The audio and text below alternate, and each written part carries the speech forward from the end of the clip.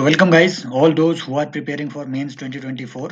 This series can be very beneficial, very fruitful for you, especially with respect to how to approach the questions.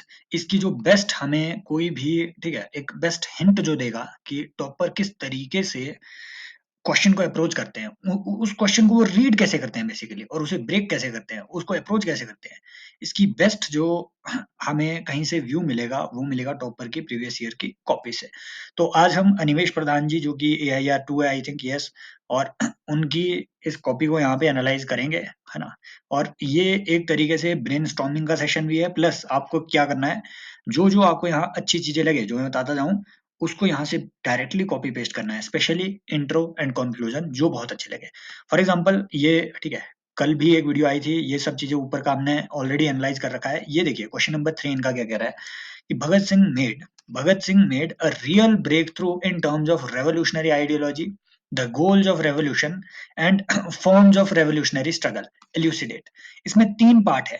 Normally क्या करेगा, एक normal आदमी भगत सिंह को introduce करेगा, नीचे लिखेगा कंट्रीब्यूशन ऑफ भगत सिंह, बस सीधा फिर नीचे 4-5 लिख देंगे। नहीं, एग्जामिनर को ना, एग्जामिनर को आपने क्वेश्चन के हर स्टेप में बताना है कि भैया यहाँ मैंने रेवोल्यूशनरी आइडियोलॉजी को एड्रेस कर दिया, यहाँ मैंने गोल्स ऑफ रेवोल्यूशन को एड्रेस किया, यहाँ मैंने रेवोल्यूशनरी स्ट्रगल की फॉर्म या फिर टेक्निक्स को एड्रेस किया कि इन तीनों को भगत सिंह ने कैसे चेंज किया, राइट। तो दिस इज बेसिकली ब्रेनस्टॉर्मिंग। अब देखो, टॉपर के आंसर को पढ़ने से पहले एक बार सोचते हैं हम इसमें क्या लिखते हैं, राइट। पॉज कीजिए, आप भी पॉज कीजिए, एक बार सोचिए कि आप इसमें क्या लिखते हैं। फॉर एग्जांपल रेवोल्यूशनरी आइडियोलॉजी में भगत सिंह का क्या कंट्रीब्यूशन रहा, राइट। गोल ऑफ रेवोल्यूशन में क्या कंट्रीब्यूशन रहा। गोल ऑफ रेवोल्यूशन भगत सिंह के लिए वो मार्क्सिस्ट गोल ऑफ रेवोल्यूशन नहीं रहा। गोल ऑफ रेवोल्यूशन उनके लिए सिर्फ और सिर्फ ट्रांसफर ऑफ पावर नहीं रहा, समझ रहे हो, ट्रांसफर ऑफ पावर नहीं रहा। उनके अकॉर्डिंग रेवोल्यूशन कब सक्सेसफुल होगी, जब ग्रास रूट लेवल पे लोगों तक पावर पहुंचेगी, है ना। तो ब्रिटिश एलीट से इंडियन एलीट के लिए transfer of power was not the goal of revolution, now it was transfer of power to the hands of the people. So this is his contribution to goal of revolution.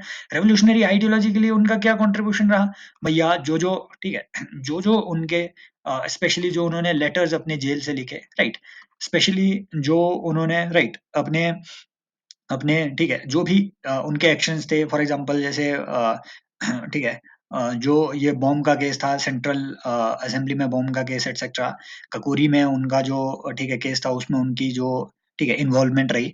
तो इन सब चीजों में उनका बड़ा contribution रहा।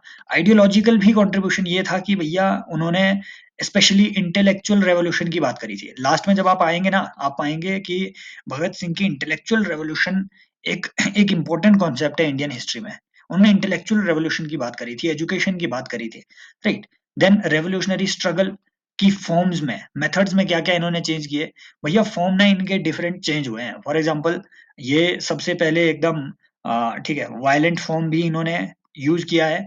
And then जब ये jail में थे तब इन्होंने इंपॉर्टेंट बात ये कही थी कि real revolution number 1 is intellectual revolution, number 2 violent methods are not sustainable methods. तो इन्होंने फिर नेहरू भी ठीक है, इन्होंने इनफैक्ट ये भी एक स्टेटमेंट दी थी कि इंडिया जैसी कंट्री के लिए नेहरू जैसे leader is better suited than your ठीक है नेताजी सुभाष चंद्र बोस जी, समझ रहे हो। तो वायलेंस को अपहोल्ड करने वाले लीडर्स या फिर वायलेंट मेथड्स को अपहोल्ड करने वालों से बेहतर non violent leadership Indian democracy के लिए लॉन्ग टर्म में ज्यादा सस्टेनेबल है।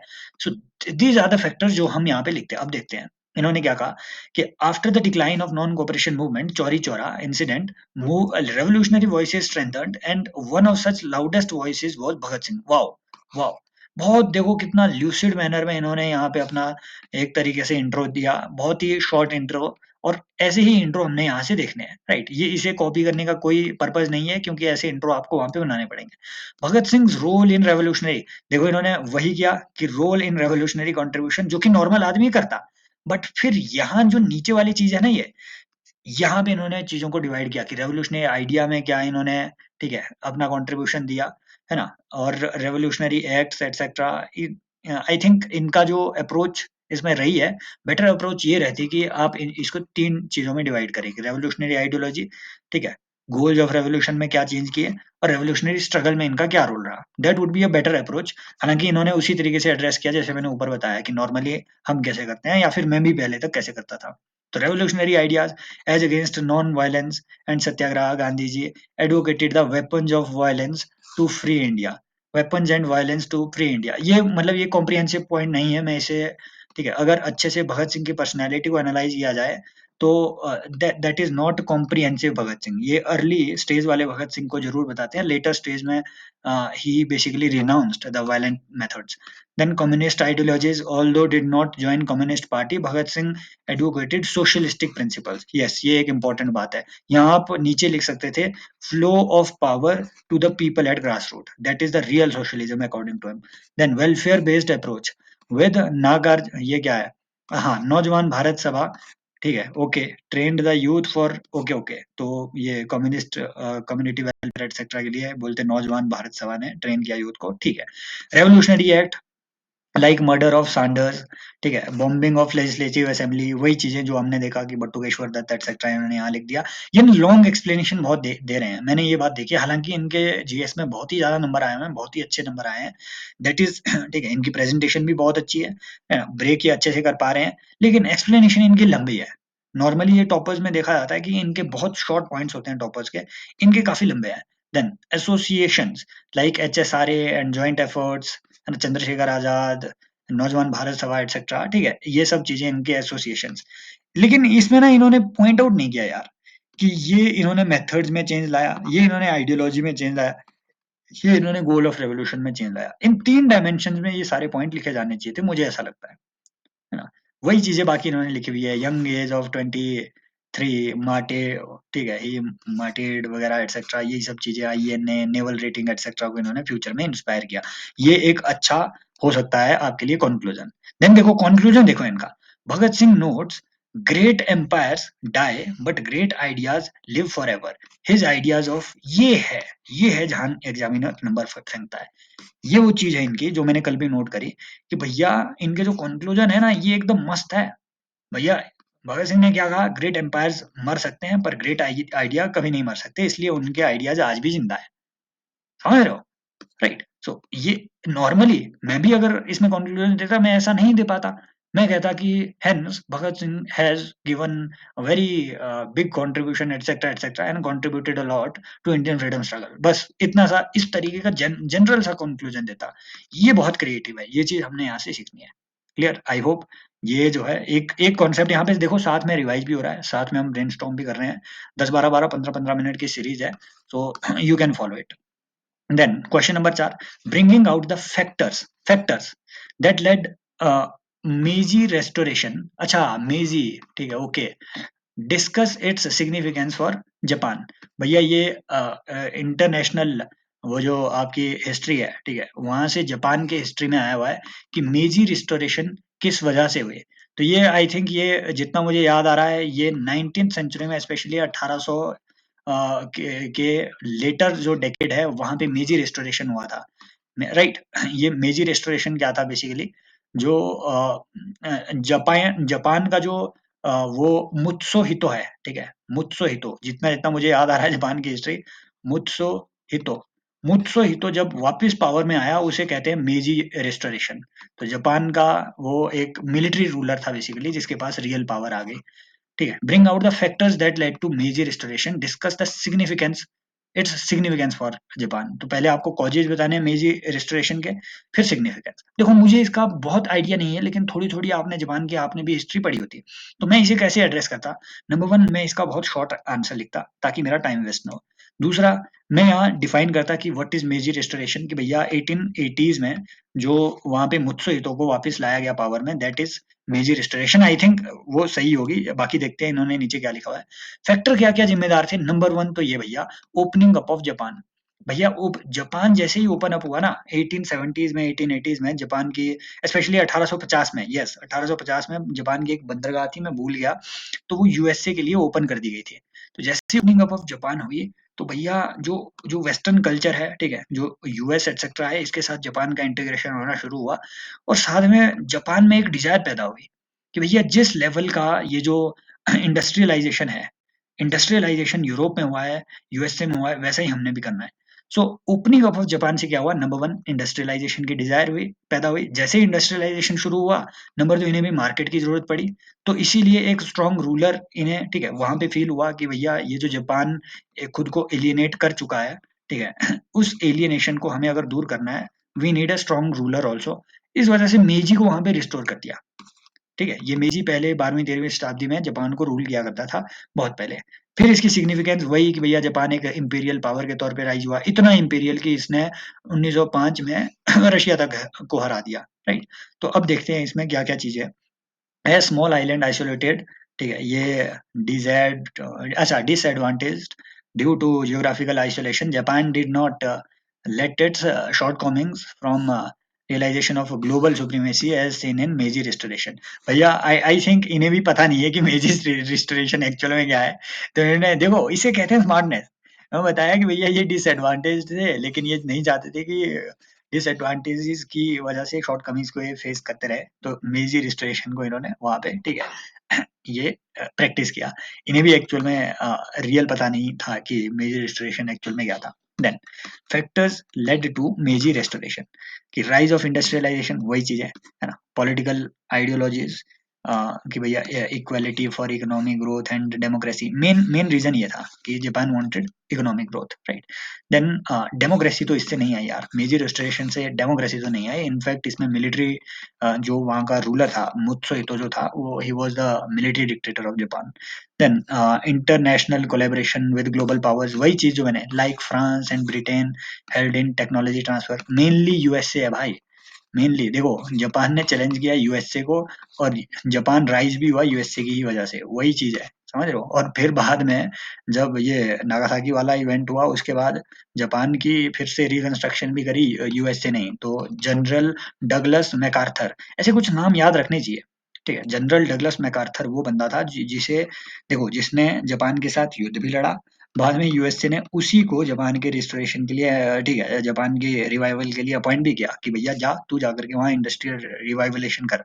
इतना इसने रिवाइवल किया 10 ही साल में कि 1965 में जापान की पहली बुलेट ट्रेन चल पड़ी थी, शिंकासेन। ये सब उस टाइम यूएसए में नहीं चल पाया, ठीक है। जापान में शिंकासेन तब चल पड़ी थी, जो आज हम इंडिया ला रहे हैं। देन जापानीज लीडरशिप वगैरह, तो मुझे नहीं लगता कि इन्हें उतना अच्छा आइडिया है इसका, ठीक है। लेकिन फिर भी इन्होंने एड्रेस करने की जरूरत, कुछ ऐसी कोशिश करी, कुछ ऐसे कॉमन पॉइंट लिखे, जिसे मैं क्या, कोई भी एग्जामिनर नेग्लेक्ट नहीं कर सकता कि हाँ ये नहीं हुआ था। इन्हें भी उतना आइडिया नहीं है कि significance for Japan, peace of industry, pace of industrialization increase, हुआ तो हुआ, यही तो हमने देखा। पॉलिटिकल स्टेबिलिटी इन जापान, हुआ तो हुआ मुत्सुहितो की वजह से।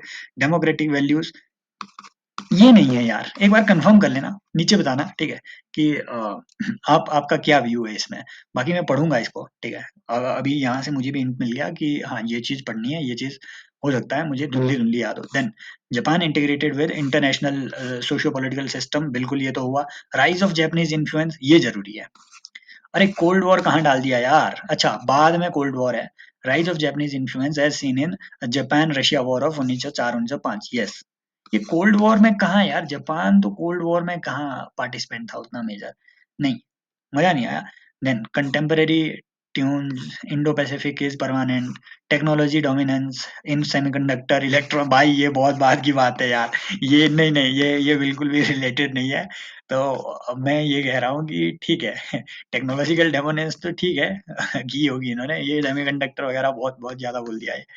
लेकिन यहाँ से हिंट ये भी है कि भैया टॉपर भी सब कुछ नहीं जानते हैं, जहाँ कुछ जानना ना आए वहाँ कुछ ऐसे जनरल पॉइंट फेंक दो कि एग्जामिनर को प्रूव करने में दिक्कत होगी, नहीं तूने गलत लिखा है ना। हेंस जापान का major restoration signify the birth of global power, of a new global power having its implications in modern geopolitics, समझ रहे हो। so this is how he concludes। then next question भी चलो देख लेते हैं, ठीक है। it is believed that nation is imagined community held together by common beliefs, history, political aspirations. Okay, Western definition of nationalism. In this context, discuss what the basis of India as a nation is. Also, bring out the threats to the concept of Indian nationhood. देखो इसके तीन चार part हैं। पहले आपको बताना है कि ठीक है, पहले मैं इसको कैसे अप्रोच करता, राइट, कि भैया सबसे पहले नेशन की जब आप डेफिनेशन दे दो, ठीक है, किसी की भी, या फिर खुद क्रिएट करके, फिर ना इस पार्ट को बहुत ही शॉर्ट में हम एड्रेस कर सकते थे कि यहाँ एक नेशन लिख दिया, ठीक है, belief, history and political aspiration. तो इस तरीके से एक शॉर्ट सा फ्लो चार्ट बना सकते थे जो कि ये बताए कि हाँ हम इसी के अकॉर्डिंग जा रहे हैं। मेन चीज ये है कि discuss the basis of India's nation. क्या इंडिया में कॉमन बिलीफ एक बेसिस है? नहीं भैया, बिलीफ तो बहुत है हमारे यहाँ। क्या कॉमन हिस्ट्री एक नेशन का बेसिस है? नहीं भैया। अगर ऐसा होता तो ये जो तमिल स्टेट्स हैं ये इंडियन नेशन का पार्ट नहीं होते, क्योंकि ये हिस्टोरिकली अलग एक स्टेटहुड रहे हैं। क्या पॉलिटिकल एस्पिरेशंस एक एक नेशन को बनाता है? नहीं भैया। क्या ये सारे मिलकर बनाते हैं? हाँ, थोड़े थोड़े फैक्टर सारे मिलकर के बनाते हैं, right. So it is common way of life, right. फिर हम नीचे देखेंगे कि what is the basis of India's nation. इसके लिए इन्होंने एक बार क्वेश्चन पूछा था, 2022 का ये क्वेश्चन है, जिसमें ये बोला था कि इंडियन नेशन में, ठीक है, इंडियन नेशन में टॉलरेंस, एसिमिलेशन और ठीक है, टॉलरेंस, एसिमिलेशन या फिर ब्रदरहुड, ऐसे करके जो है 3 इंपॉर्टेंट फैक्टर इन्होंने बताए थे, राइट, जो कि इंडियन नेशनलिज्म का भी एक बेसिस है। क्लियर? सो ये कॉमनैलिटीज को आपने बेसिकली यहाँ पे आइडेंटिफाई करना है कि हमें इकट्ठा साथ में कौन रखता है। So it is the feeling of tolerance, assimilation, and acceptance to the diverse set of things that make us united. It is our dedication towards the national goals, ठीक है, जो कि हमें यूनाइट करता है, राइट।